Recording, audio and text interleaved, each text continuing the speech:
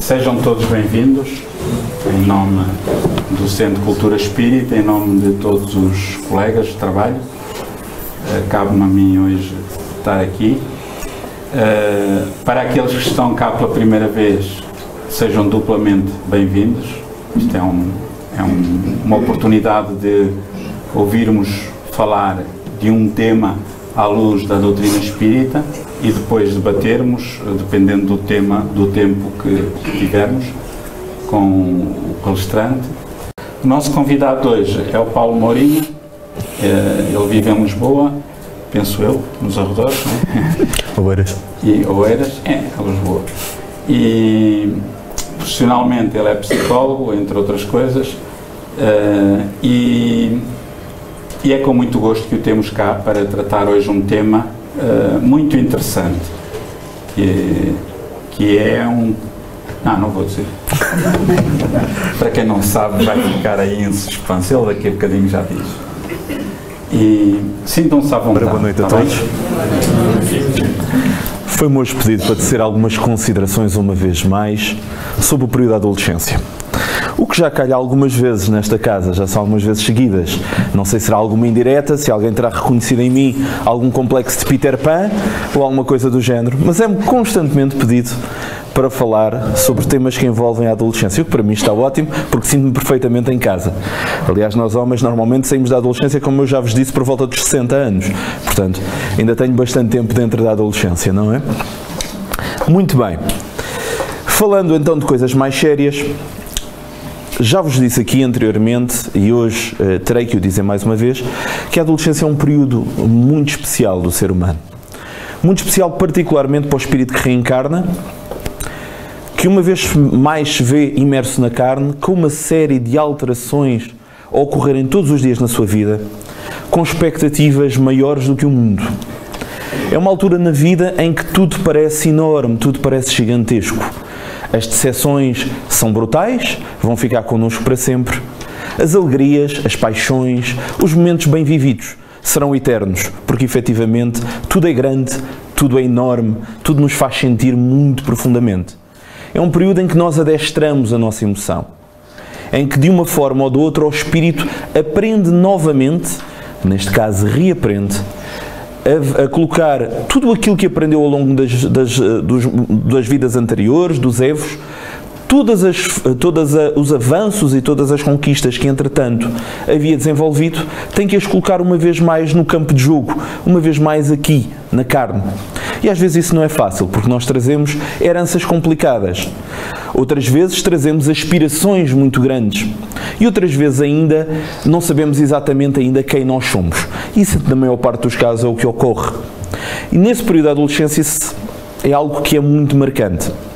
Portanto, o jovem está de alguma forma a definir-se, a tentar entender quem é, lidando com as expectativas de si mesmo, mas com as expectativas dos outros, não tem grandes certezas acerca da estrutura de si mesmo, o que é ótimo, porque é nesse período precisamente que acabamos por, de alguma forma, modelar e trabalhar um pouquinho daquilo que depois será a nossa personalidade, mas também é um período complicado, porque é um período em que estamos muito sujeitos, mesmo muito sujeitos, àquilo que nos rodeia. E nesse sentido, o que nos rodeia para nós espíritas é um bocadinho mais dilatado do que aquilo que é para as outras pessoas. Porque aquilo que nos rodeia não diz apenas respeito aos nossos familiares, aos nossos amigos, aos nossos desafetos que nós conseguimos ver no nosso dia-a-dia.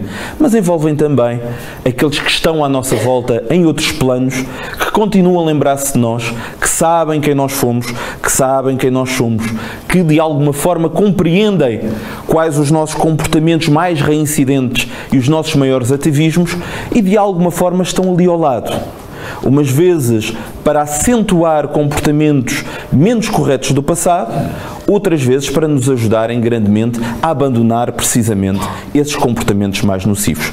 Portanto, nós estamos constantemente na presença de espíritos que nos ajudam e de espíritos que tentam nos ajudar, nos desajudam. Portanto, um pouquinho como vemos nos filmes de banda desenhada, o tal anjinho e o diabinho em cima do ombro, sempre de alguma forma nos tentando influenciar. Porque por muito pueril que possa parecer essa imagem, na realidade é isso mesmo que acontece. E os espíritos dizem no livro dos espíritos, quando dizem que de ordinário são os espíritos que nos dirigem. Portanto, em todos os momentos da nossa vida nós estamos sempre a ser influenciados. Obviamente nós também somos espíritos, obviamente aqueles que estão à nossa volta na carne também são espíritos encarnados, portanto, almas constituídas de corpo, mas aqueles que estão do outro lado na erraticidade continuam a ter sobre nós uma ligação profunda, às vezes um ascendente, e isso é algo que nunca podemos perder de vista. E o jovem às vezes passa ao lado dessas questões, não as entende na totalidade e imagina que tudo aquilo que ocorre está circunscrito às coisas que consegue ver. Ao nexo causal entre o que fez e aquilo que agora efetivamente está a receber. No entanto, há questões muito mais antigas, muito mais intrincadas, que estão na gênese de muitas destas questões. Ora, uma das coisas que me foi pedido para falar diz respeito à anorexia e à bulimia, que são efetivamente distúrbios alimentares, grandemente estudados, principalmente nas últimas 3 décadas, pela psicologia, pela psiquiatria, por todas as ciências humanas, para sermos mais justos, porque a sociologia também fala sobre o tema, a antropologia também o faz, e de alguma forma tem sido uma das questões que mais tem levantado efetivamente polémicas na avaliação.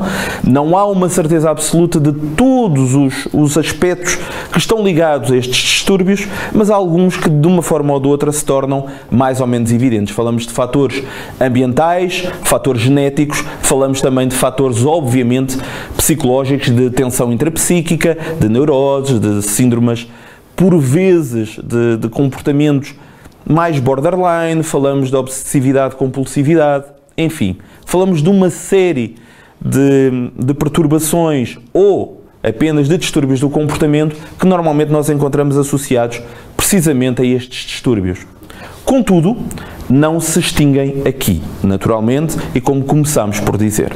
Portanto, avaliando estas questões em si mesmo, para já temos que fazer uma definição mais ou menos canónica relativamente à anorexia.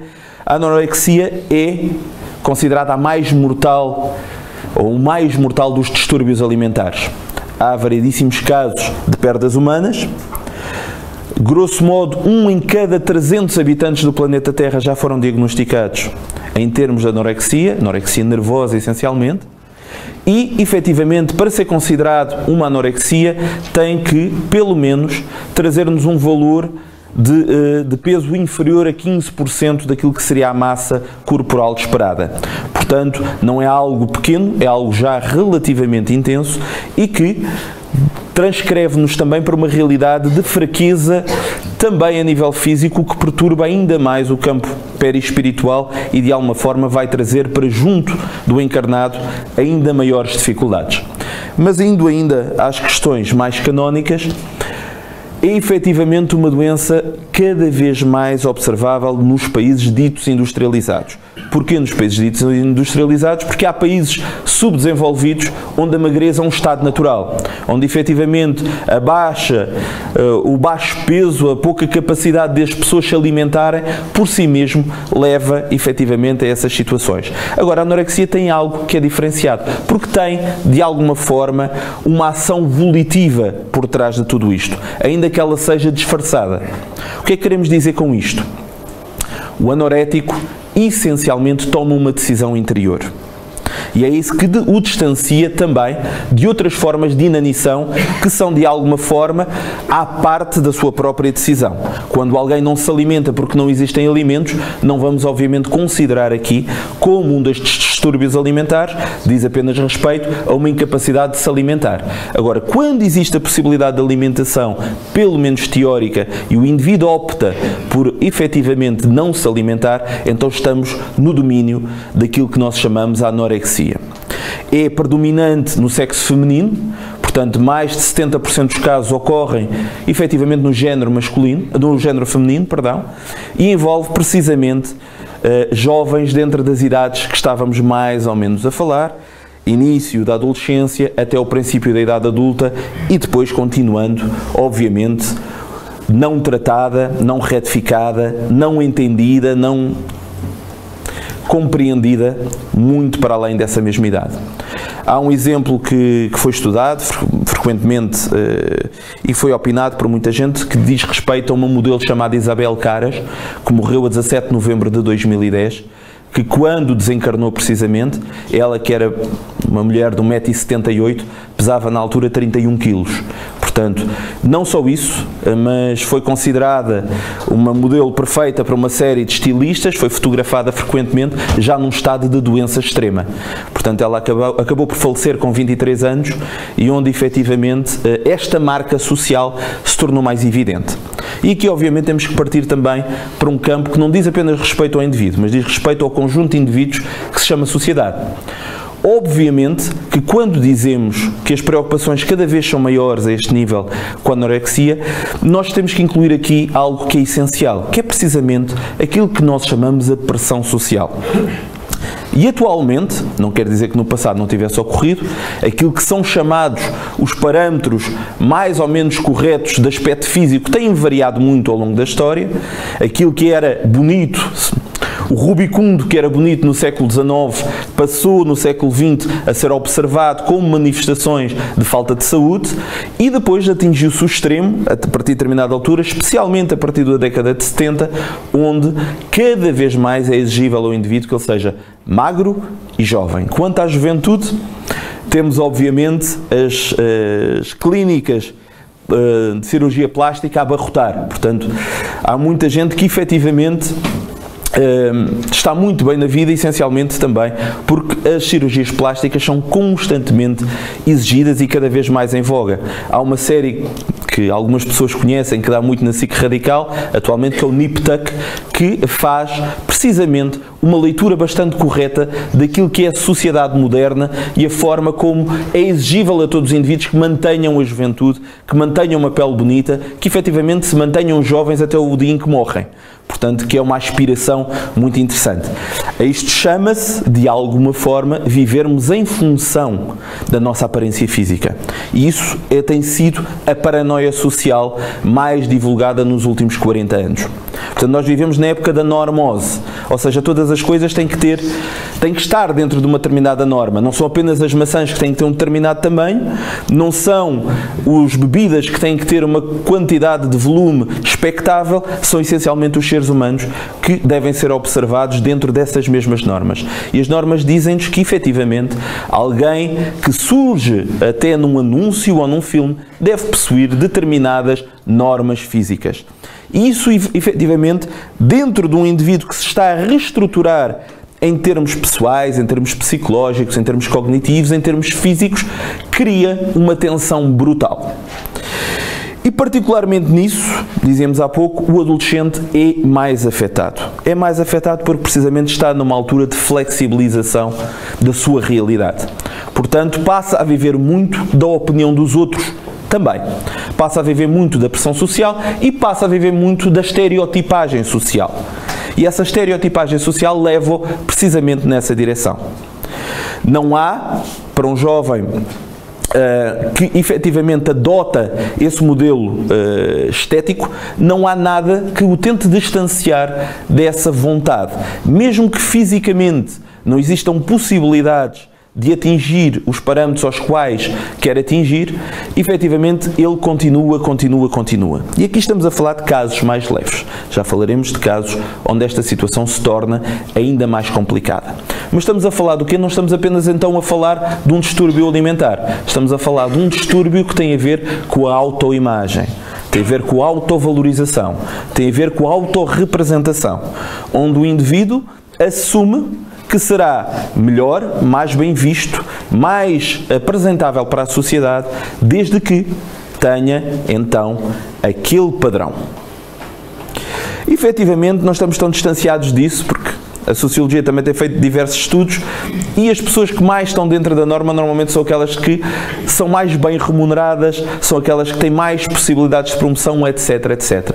Portanto, estamos a abandonar um pouquinho a questão da meritocracia e estamos a adotar também um padrão mais estético relativamente à nossa própria sociedade. Isto é algo que nós devemos inverter tanto quanto possível. Porque quando trocamos os valores do interior pelos valores do exterior, nós corremos sérios riscos. E deixem-me que vos diga, quem vive em função absoluta do seu corpo vai todos os dias perder algo de si e vai perder essencialmente a batalha. Porque não importa quantos hidróxidos alfa utilizemos, quantas cirurgias plásticas nós façamos, nós vamos envelhecer. É absolutamente irreversível. Portanto, é uma batalha que nós vamos perder. Relativamente às nossas vontades de permanecermos sempre dentro daquele esquema que nos foi apresentado em termos sociais, não vai fazer sentido nenhum, porque nós não vamos ser capazes de manter isso muito para além de uma idade relativamente precoce. É verdade que tudo está a avançar, que cada vez mais é possível manter-se as pessoas com corpos jovens, mas como dizia alguém muito sábio, daqui a uns anos nós veremos senhoras de 70 ou 80 anos com os seios firmes e homens com as pernas, com as nádegas, com os órgãos sexuais ativos, mas sem se lembrarem para que é que isso serve. Porque, efetivamente, as doenças cerebrais, as doenças degenerativas, continuam aí, não é? E, efetivamente, esta é uma realidade à qual não podemos fugir. Para nós espíritas isto tem uma importância muitíssimo grande. Porque, ao contrário do que muitos pensam, nós espíritas não nos afastamos do corpo, não nos afastamos da vida corporal, não nos afastamos das realidades do ser encarnado. Bem pelo contrário. O espiritismo ajuda-nos a viver aqui da maneira mais possivelmente, se podemos utilizar a expressão, mais possivelmente de acordo com os nossos potenciais do que qualquer outra visão que conheçamos até hoje. Portanto, o espiritismo tende a colocar as coisas em seu sítio. Não nos apregoa apenas um mundo para além da carne, mas ajuda-nos a perceber que nesse mundo para além da carne nós assumimos responsabilidades aqui no mundo da carne. E podemos atingir uma excelência em termos de encarnação que de outra forma não o faríamos. Ora, essa excelência não pode ser, obviamente, conseguida através apenas de valores exteriores, de coisas que de um dia para o outro nos pode ser tirado, que pode efetivamente acabar. Portanto, essa nossa preocupação com os valores de base ajudam-nos a perceber porque é que temas como estes são tão importantes. Eu há bocadinho falava-vos de que dentro destes transtornos da imagem, destes distúrbios da imagem, a anorexia não é caso único, naturalmente. E é variedíssimo, sendo que um dos mais graves chama-se dismorfia corporal, portanto, transtorno dismórfico corporal. É um nome horroroso, eu sei disso, é quase um quebra-línguas, mas dentro da linguagem popular já foi conhecido como o síndrome do espelho quebrado. E o que é que este síndrome, de alguma forma, nos apresenta? Não é o síndrome do espelho de Giovanni, que isso foi uma coisa inventada para um programa do Dr. House, não existe, mas é efetivamente aquilo que nós chamamos o síndrome do espelho quebrado. Ou seja, quando o indivíduo, observando-se, avaliando-se, encontra constantemente no seu corpo defeitos. Defeitos que pura e simplesmente ele não tem, à vista de qualquer outra pessoa, mas para ele próprio ele continua a ter.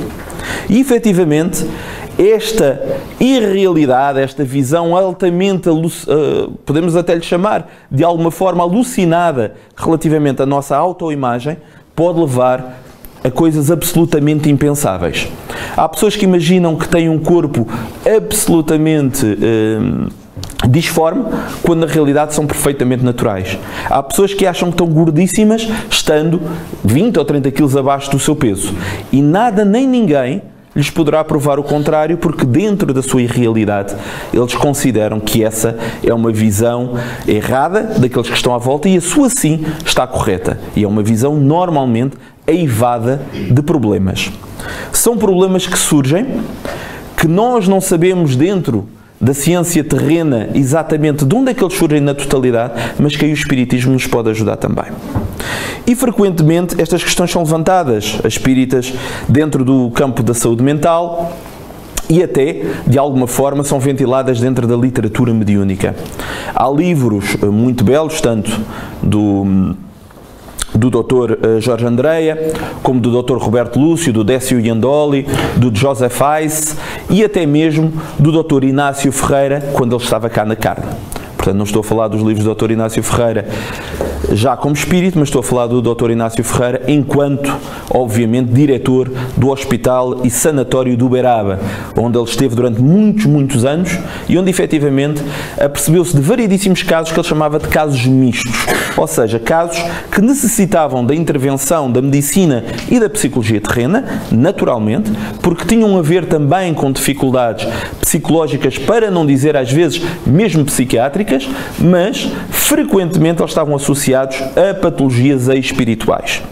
E quando falamos de patologias espirituais, estamos a falar de desajustes que o indivíduo tem relativamente ao seu comportamento pregresso e que de alguma forma atraíram para junto de si, como dizíamos há pouco, alguns indivíduos que continuam a subsistir no erro e que continuam a criar um peso específico sobre o psiquismo dos indivíduos que então, de alguma forma, cerceiam, atacam e perseguem. Aquilo que dentro da linguagem espírita nós chamamos obsessão, que tem, obviamente, múltiplas gradações, havendo obsessão, havendo um grau que é extraordinariamente perturbador, que é fascinação, e nessa fascinação todo este comportamento irrealístico perante a realidade tem perfeito cabimento, até que se chega precisamente à subjugação e possessão.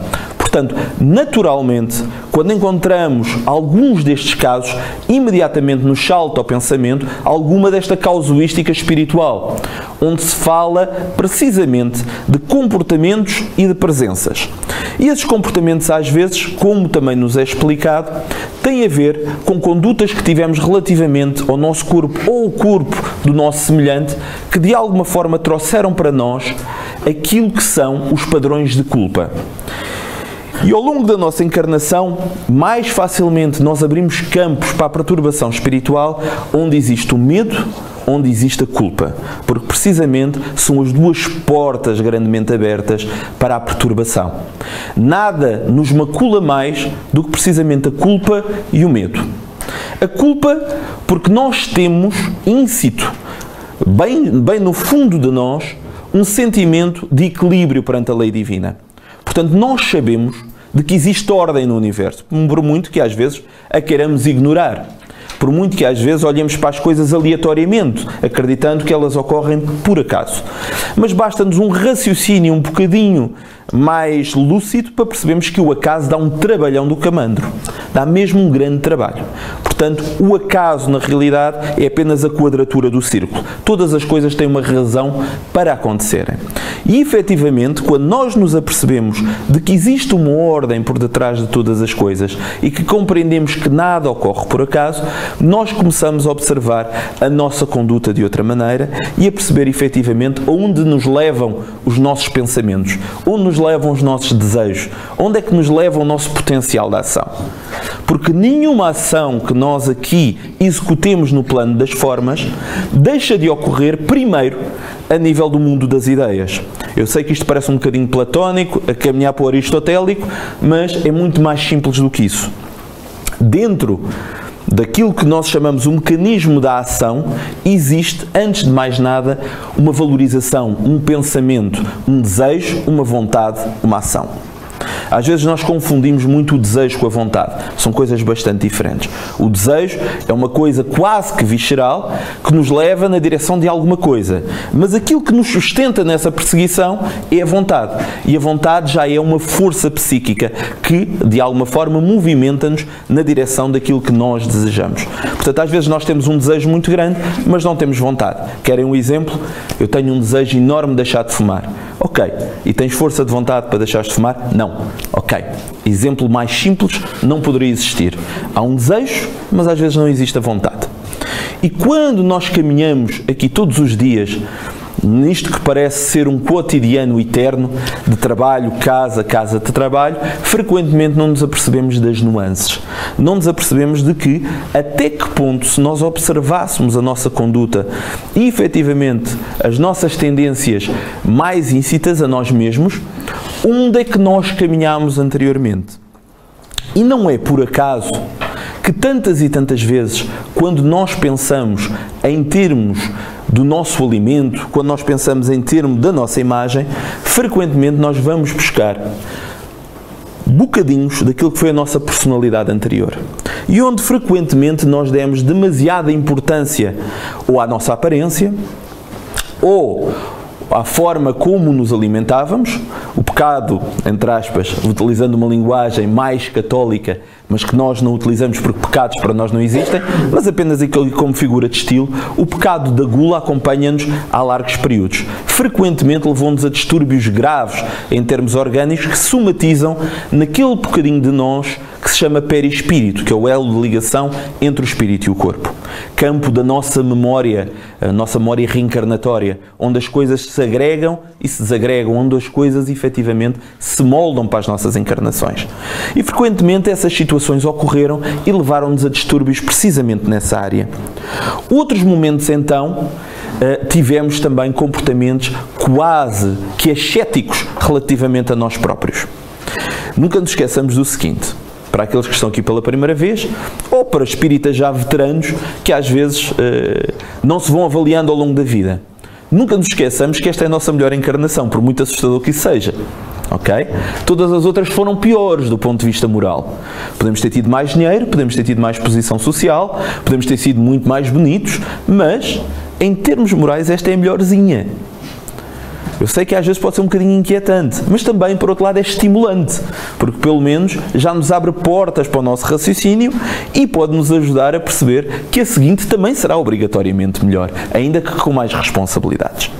Mas tendo isso em atenção, de que esta é a nossa melhor encarnação, e observando aquilo que as nossas tendências nos levam, facilmente nós compreendemos onde é que foram as nossas falhas maiores. E todos nós tivemos comportamentos, e eu diria quase que a generalidade, não gosto de generalizar, mas quase que a generalidade, nós tivemos comportamentos dito fanáticos dentro de algumas das escolas do pensamento, seja filosófico ou religioso, que escolhemos no passado. E alguns de nós também caminharam na direção de uma decisão quase ascética relativamente à sua vida.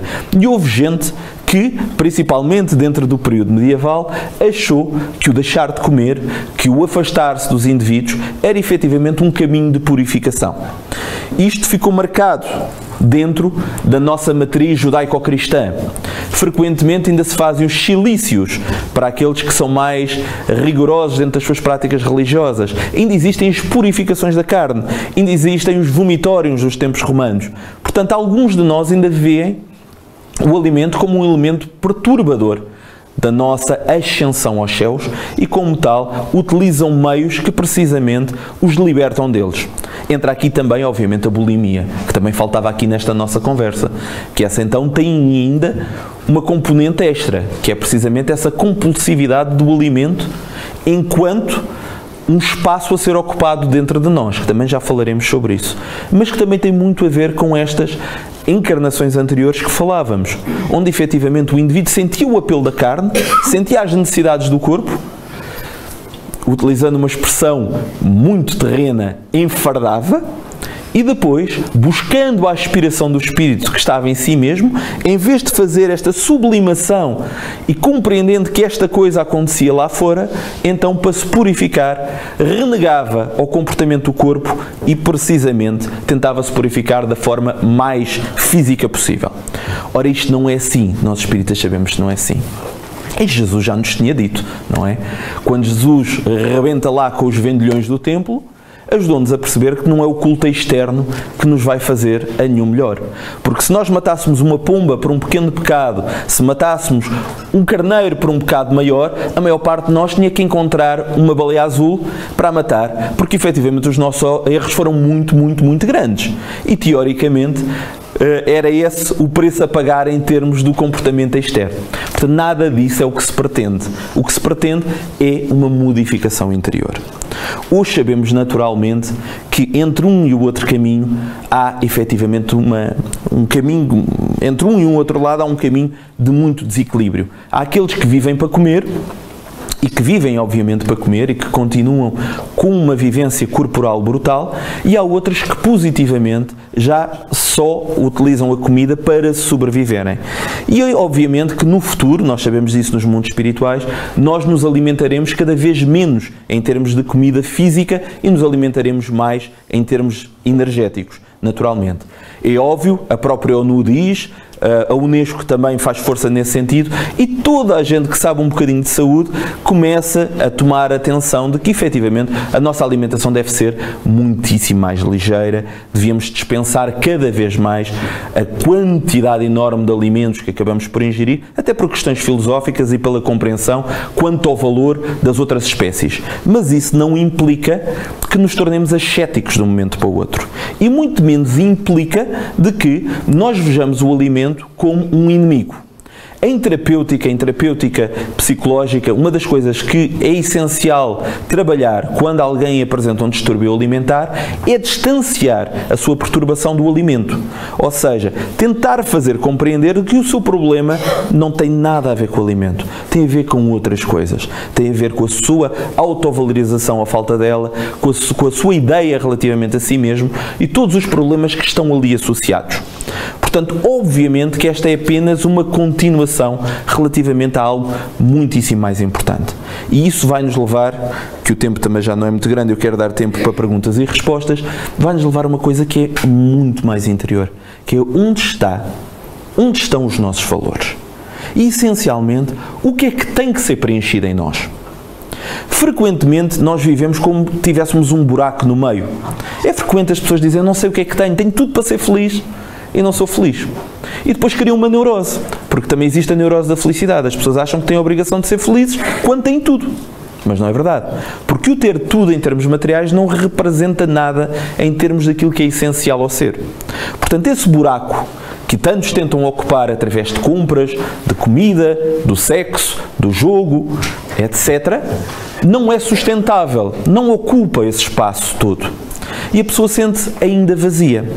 E então frequentemente anda aos empurrões relativamente àquilo que a sociedade lhe diz que o vai preencher. Ora, se eu agora for trocar de carro, eu vou-me sentir preenchido. Se eu for promovido no meu trabalho, eu vou-me sentir preenchido. Se eu tiver mais trabalho para fazer, eu vou-me sentir preenchido. E não me sinto preenchido. Parece um bocadinho quando eu era puto, ou seja, há 10 anos atrás, e dizia assim, pronto, eu agora quando acabar a secundária, eu vou ser feliz, vou entrar para a faculdade, isto vai ser tudo diferente, deixo de mamar com estes putos todos e pronto, vou ser feliz. Nada mudou.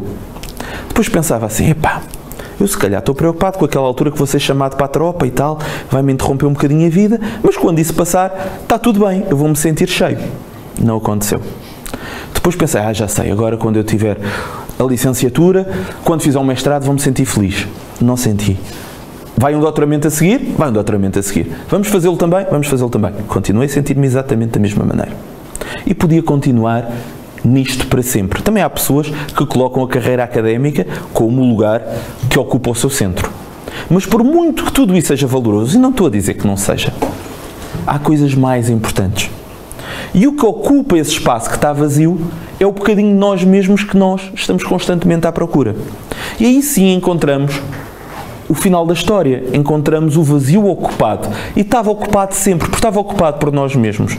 Simplesmente nós alugámos esse espaço, nós entregámos esse espaço, nós não o valorizámos. E como tal ele andava aí, e nós andámos à procura dele. Faz lembrar um pouquinho algo que um espírito contou a Chico Xavier relativamente à verdade. Quando efetivamente foi feita a pergunta a esse espírito acerca da verdade, ele disse que a verdade era como um espelho. Um espelho que ao tocar no planeta Terra se partiu. E partiu-se em milhões de pedaços. Bilhões até. E cada um de nós ficou com um bocadinho desse espelho.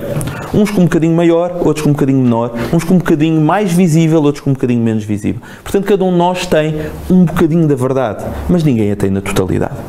Nós também precisamos de encontrar esse bocadinho que nos falta relativamente a nós mesmos. Portanto, para aqueles que são pais, para aqueles que são jovens, para aqueles que caminham ao lado de alguém que está a fazer esse novo caminho para o crescimento, para essa reestruturação corporal e psicológica, há uma coisa que é absolutamente essencial. É fazer as pessoas acreditarem nos seus valores, sejam eles quais forem. Mas, efetivamente, tem que haver uma busca pelo valor. Nunca deixar que um jovem assuma aquilo que é mais íntimo em si mesmo que os valores dos outros. Porque acontece uma coisa, frequentemente, que nós cada vez mais observamos. Observamos quando vemos os grandes movimentos dos desencorajados, como atualmente a sociologia lhe chama. Que são os indivíduos que acham que não vale a pena votar, não vale a pena fazer nada, não vale a pena trabalhar, porque isto é tudo igual e todos nós somos igualmente feios e tudo vai correr mal. e são os desencorajados.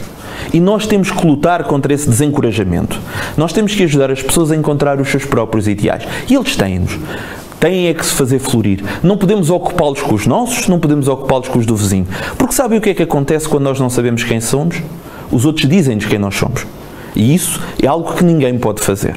O Oscar Wilde dizia, ser tu mesmo porque todos os outros já foram inventados. É verdade.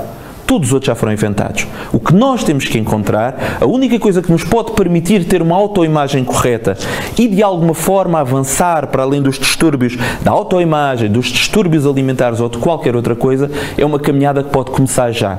Se eu estou a dizer que todos aqueles que passam por estas dificuldades vão ficar curados nesta encarnação, não, nem por sombras. Não temos nem ciência, nem arte, nem conhecimento para o fazer.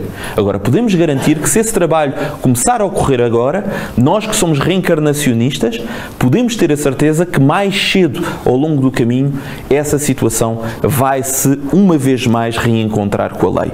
E é isso que nós buscamos. É não entrarmos em atrito com a lei. É nos reencontrarmos com essa lei. Alguns de nós vão encontrar o seu caminho já, outros vão prepará-lo para o futuro. Quando eu vejo pessoas a ir para a faculdade aos 90 anos, eu digo que maravilha, porque há quem acredite que tudo isso que vai buscar não se extingue aqui. Vai continuar, vai ajudar, não só aqui, do outro lado, na próxima encarnação. Portanto, essa caminhada que podemos fazer individualmente, mas quem sabe também através do nosso exemplo pessoal podemos influenciar aqueles à nossa volta, é precisamente isso, de autoencontro, de busca daquele bocadinho de nós que faz toda a diferença. Talvez seja a velinha, não é? Já temos aqui a estrutura toda de vidro, mas depois falta aquela velinha que vai dar o sentido a tudo o resto, que o vai iluminar, que o vai ajudar a crescer. Portanto, é esta a pedra de base, por muito simplista que vos possa parecer.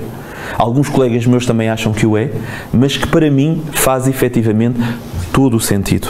A partir do momento em que o encontremos, não há nada nem ninguém que nos possa dizer que nós somos feios, que somos burros, que somos otários ou que somos efetivamente alienados da realidade. Até porque quem é que quer estar bem afeiçoado, quem é que quer estar bem integrado num mundo de loucos? Ninguém. Portanto, o que nós temos que fazer é, através do nosso exemplo de lucidez, ajudar que a lucidez também comece a chegar aos nossos amigos. Dizia o Mahatma Gandhi, eu concordo plenamente, se a tua diferença queres ver no mundo, não é? Portanto, se a tua mudança. Se conseguirmos fazer, nem que seja para nós próprios, podemos ter a certeza de que à nossa volta novos padrões, novas autoestradas de ligações positivas com os outros seres vão acontecer. Portanto, é isto essencialmente que eu vos queria deixar hoje. Estes problemas de enorme gravidade que ocorrem todos os dias e que nos fazem pensar todos os dias, e às vezes nos fazem pensar, caramba, que impotência, não é? Que impotência. Porque nós queremos ajudar as pessoas e, pura e simplesmente, não as conseguimos atingir tanto como gostaríamos de o fazer. Mas quando caminhamos na vertente espiritual, damos um passo acima em termos de escadote e olhamos para a grande realidade humana, percebemos que não somos assim tão impotentes. O que nós estamos a fazer é um caminho longo, mas que vai ser feito. Recentemente ouvi e só mesmo para encerrar, recentemente vi uma discussão entre vários físicos teóricos e alguns astrónomos relativamente ao momento em que nós chegarmos a outros orbes, aí pelo universo, e há um que disse uma coisa absolutamente fabulosa e que modifica completamente a realidade para todos os indivíduos.